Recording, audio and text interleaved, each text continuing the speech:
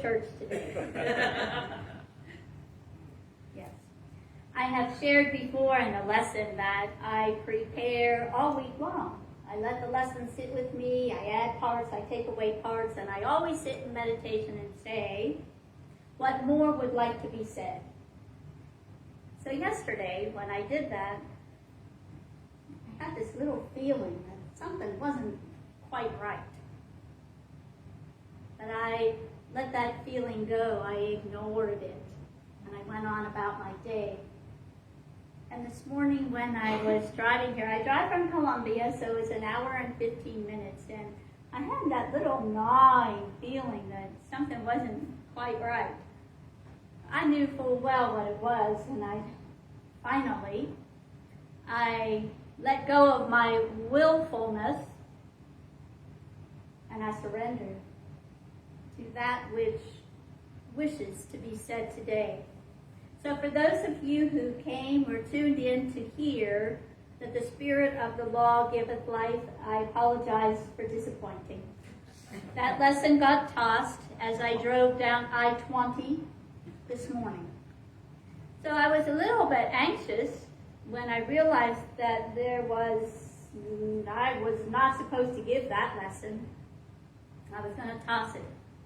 So what wanted to be said? So, I have these conversations that said, well, okay, this needs to be pretty quick, God, because I'm on my way to church, and it's Sunday morning. Do you realize that? And here I am, and I've tossed this lesson, so now what?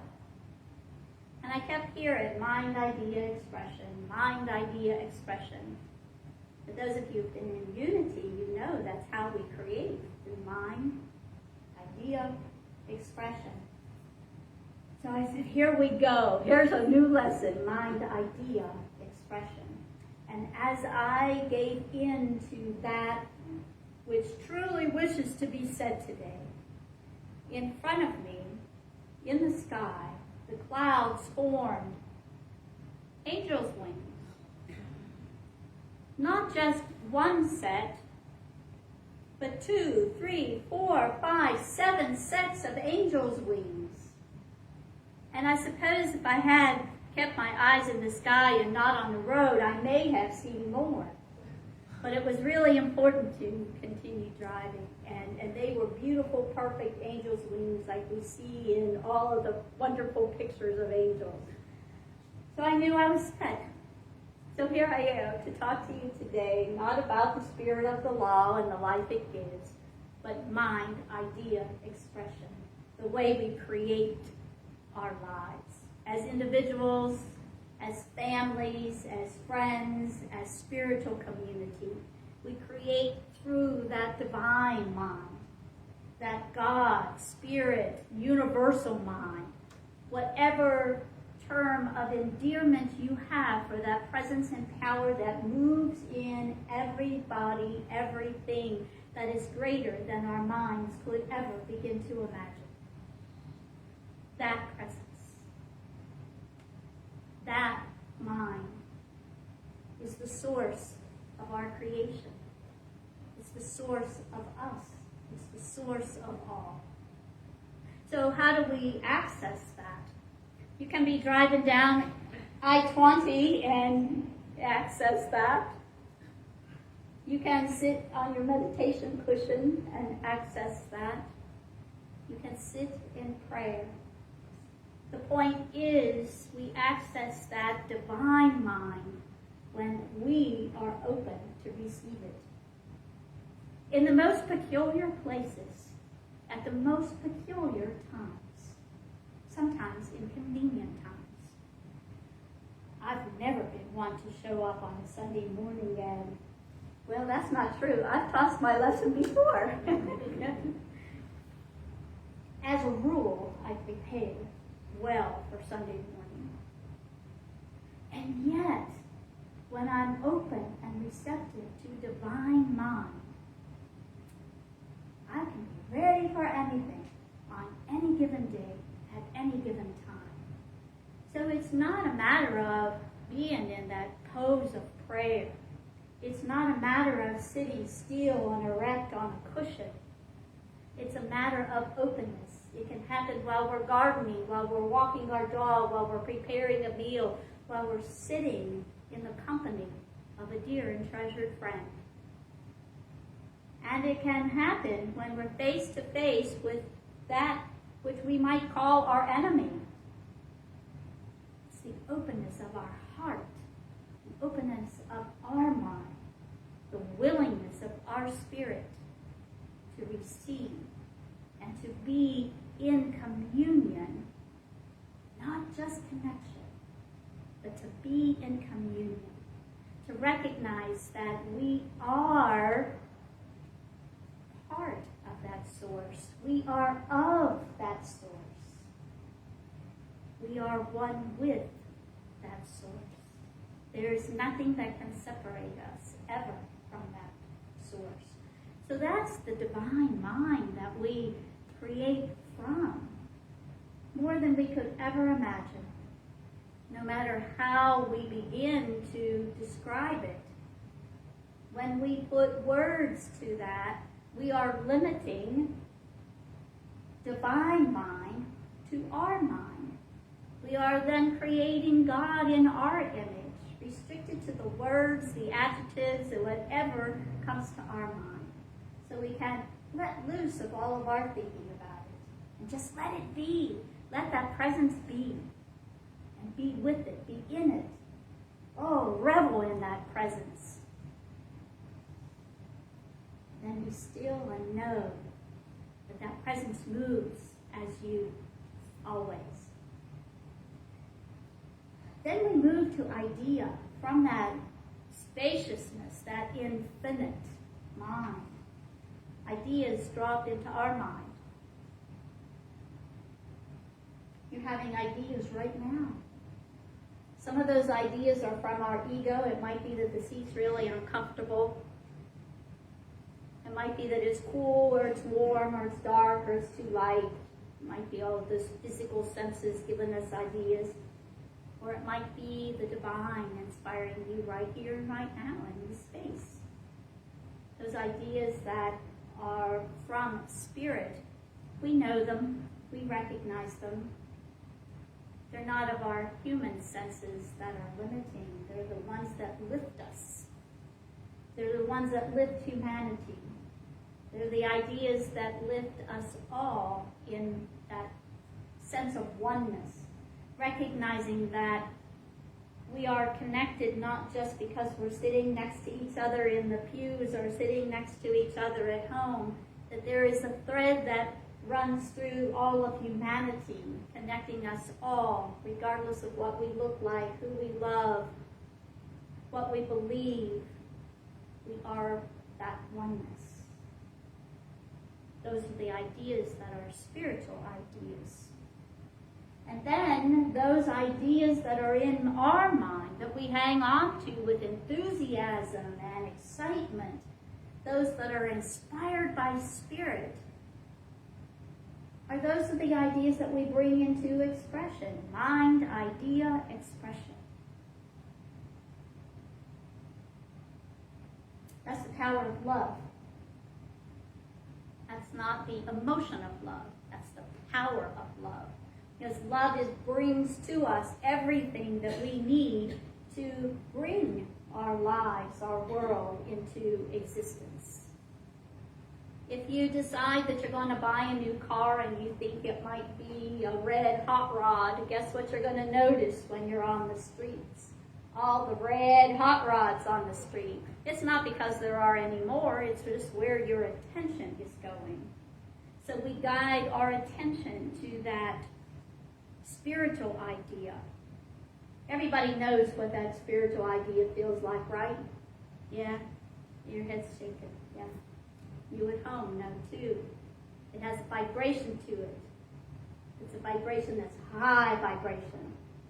It feels different than jealousy, doesn't it? It feels different than that human idea. It has that high frequency of God in it. So that's what we bring into expression. And we do that by holding it. By holding it in love, by holding it in that power of imagination to see it in its fullness, to smell it, taste it, to touch it, to hear it, and to feel it. And then to let that all go for this or something better. Always this or something better. Because my imagination is very limited compared to what the divine has in store for me. My imagination would never allow me to release a lesson on the way to church on a Sunday morning, driving down I-20. My human imagination would never allow me to do that. But I knew, my human self knew, there was something not right. There was something different to be done today. So we create this. We create through the mind, idea, expression. And when we studied our unity principles, we studied that third one, that we create our experiences by the activity of our thinking. Thoughts that we hold in mind produce more of the same kind. So we guide them to what we want to bring into existence. And what's the one thing I told you to remember from that? We do not create in isolation. So I can stand here and want to create something, and everybody sitting here and at home has ideas about what we want to create, but we do that together. We do that as a consciousness, a collective consciousness. We do that in mass. So all of our ideas are bumping and running into each other and melding into the world we experience. Holy cow, we created that. Yes, we did. Yes. And when we can say that and own that, then we take power in shifting what we contribute to that consciousness. So what gets in the way of this beautiful experience of divine mind in all of its infinite potential and power, speaking to us through our ideas? You hear those ideas. I'm not the only one. I know you hear those ideas. And bringing that into expression. What gets in the way of that? The first thing is our limitations of God. We limit God.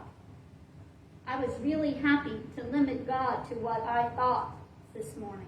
I was more comfortable limiting God to what I had prepared, what I was ready to say today.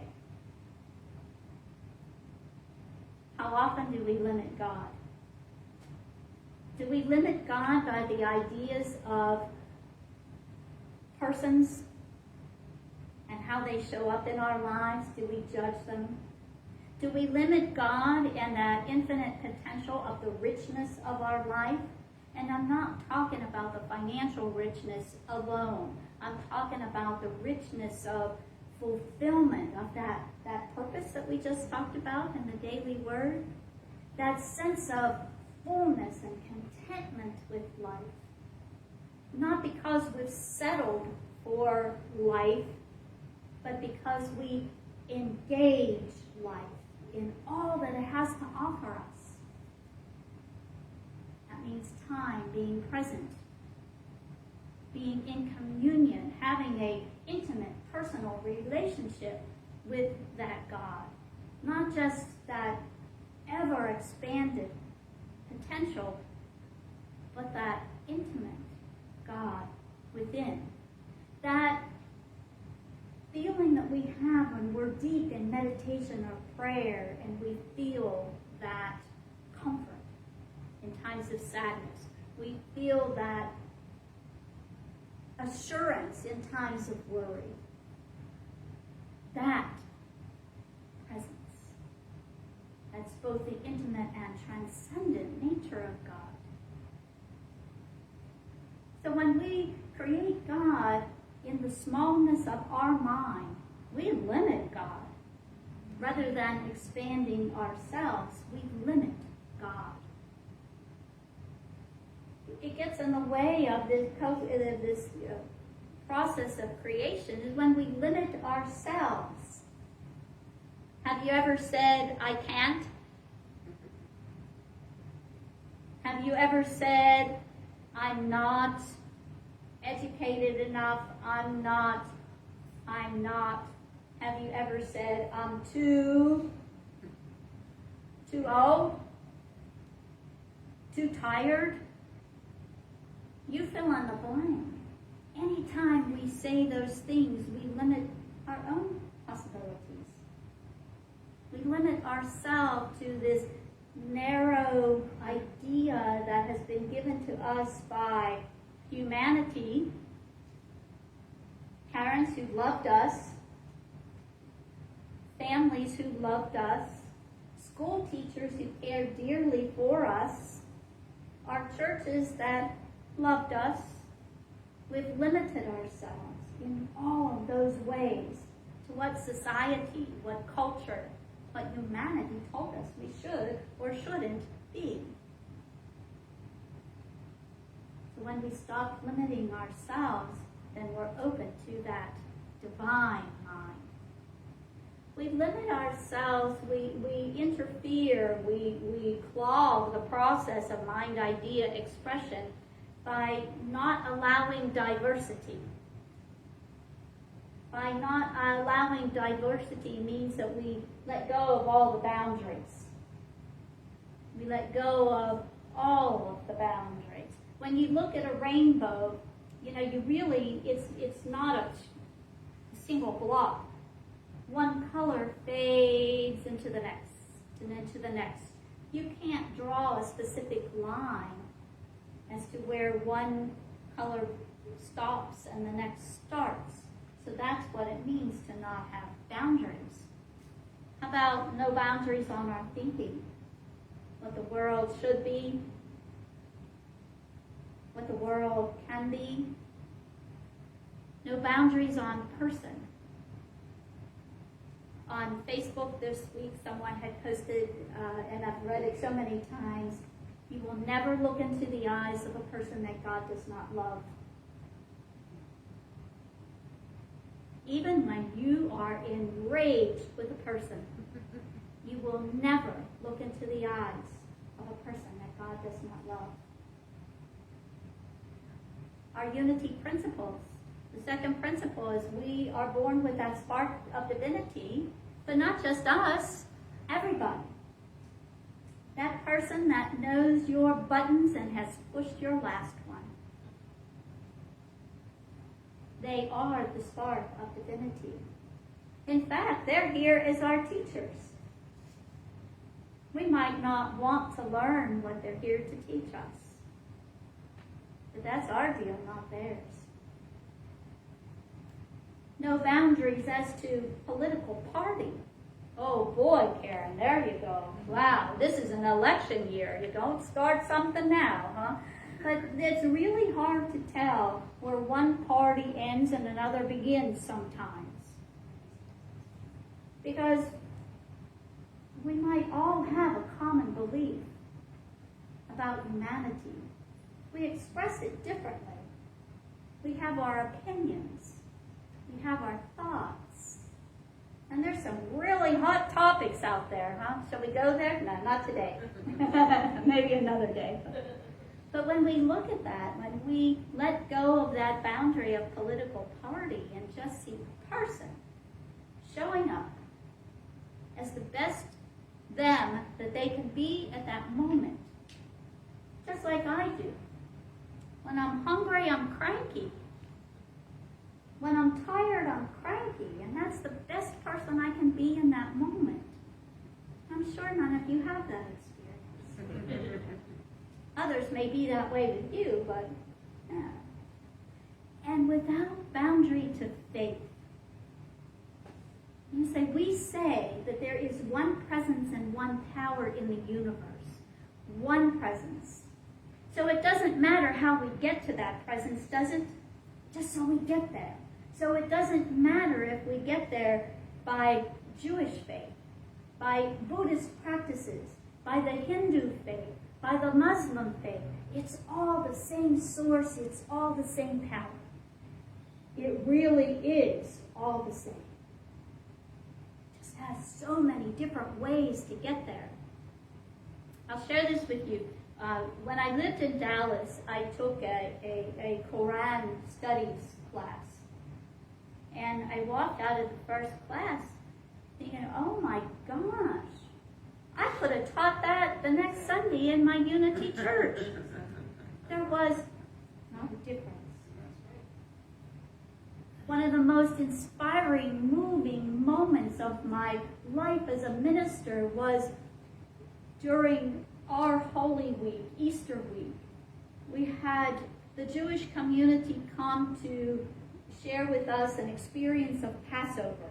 We had also invited the Muslim community. So we partook in the experience of Passover through the eyes of the Jewish community. Then at the end of that, one of our Muslim brothers stood and recited from the Quran the Passover experience in Arabic. There was not a breath that you could hear. Christian, Jews, Muslims, in the same room, same story. We are all of the same source. Carry that story with me, regardless of faith. Same source. So another way we kind of limit or dilute the process of mind, idea, expression is by not allowing God to be the source. We think that we have control, that we have charge, that we know what's right. That not only do we know what's right for ourselves, we know what's right for everybody else. How about that? Oh, I hear laughter. You've been there, have you? Yes. Have my opinions. And everybody has their own opinions. And when we make allowance for that, we show grace. We allow God to be the cause of all life and the source of all love. We don't even have to be right. We can also know that grace transcends cause and effect. We know that, there's cause and effect in all we do. When we hold certain thoughts, we will experience certain things. When we hold thoughts of love, compassion, and kindness, we're going to experience that in our life. When we hold a thought of anger or resentment, we're going to experience that in our lives as well. But grace transcends that. Did you ever have an experience that you thought, well, I really didn't deserve that? That was far better than I thought I deserved. We think of that as grace. When I'm holding certain thoughts, yet I experience something better, that's grace of the universe. We can allow that. We can allow that flow of mind, idea, of expression to go fully and joyously when we relinquish judgments. We all have opinions, every single one. And most of the time we have a variety of opinions. But when we hold on to our opinions so tightly that we don't allow room for any other opinions, we become judgmental. I've done that. I've done that in family experiences. I'm right and I know it. Gosh, it feels good to be right, doesn't it? No, it doesn't, not so much. Because in the end, that holds us back. So when we let go of our judgments and realize that everybody has an opinion and we can allow that. The same way I came to my opinions, be they political, social, or whatever they are, I studied, I thought about things, and I came to my conclusion. Every single person here did the same. You read your literature, you studied, you came to your conclusions, you had your experiences. It's an opinion. No more, no less. And opinions, everybody has one. We can live with compassion. And when we live with compassion, we soften and allow the process to happen. We can live with compassion, and there's a wonderful exercise that I've learned that allows me to soften in those moments that I feel rigid and stiff-necked, when I feel right, when I see that somebody else is wrong so that I can be right. I can soften that with the practice of compassion. You want to do that practice with me? Something you might like. So gently close your eyes if you like and relax. And allow the image of a person that you might have difficulty with, that you might be challenged by, come to mind. And when they're there, just repeat these words. Just like me, they are trying to make meaning out of life. Just like me, they are trying to avoid pain and suffering.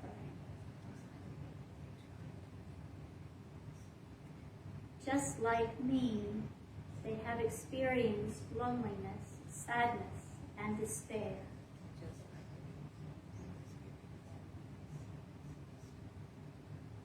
Hold them in those thoughts. Is your opinion, does your feeling soften just a little? Just a little. And when we move with compassion and kindness, we allow space. You can open your eyes when you're ready. You can live with compassion. You can live with compassion for all beings, because we're all having similar experiences. We can practice forgiveness. Who have you forgiven today? Who's waiting to be forgiven by you? It might be yourself. It might be yourself for that harsh judgment you held about yourself or someone else. And there's several ways that you can practice forgiveness. It's said that Charles Fillmore, our Unity co-founder, had a daily practice of forgiveness. At the end of his day, he went through his encounters and noticed who he may have rubbed, or who may have rubbed him, who may have touched his bruises, and like vice versa. And there's many, many ways to forgive. Some people hold the person in a white light of pureness, of love. Some write a letter, which they never send because it's not a good idea. Just write the letter. If a week later you feel like you want to send it, read it again, burn it in that burning bowl, but that's a letter of forgiveness. Or you can forgive the way Jesus taught us to. When he was asked by the disciples, "Teacher, tell us, how often shall we forgive our brother? 7 times? I just imagine Jesus laughing. Say, not 7 times, but 70 times 7. So this is a real muscle memory practice, that literally write, I forgive, and their name. I forgive 70 times a day. And about halfway through the week, you're going to say, okay, I'm done with that. I forgive. Don't stop. It's 70 times 7.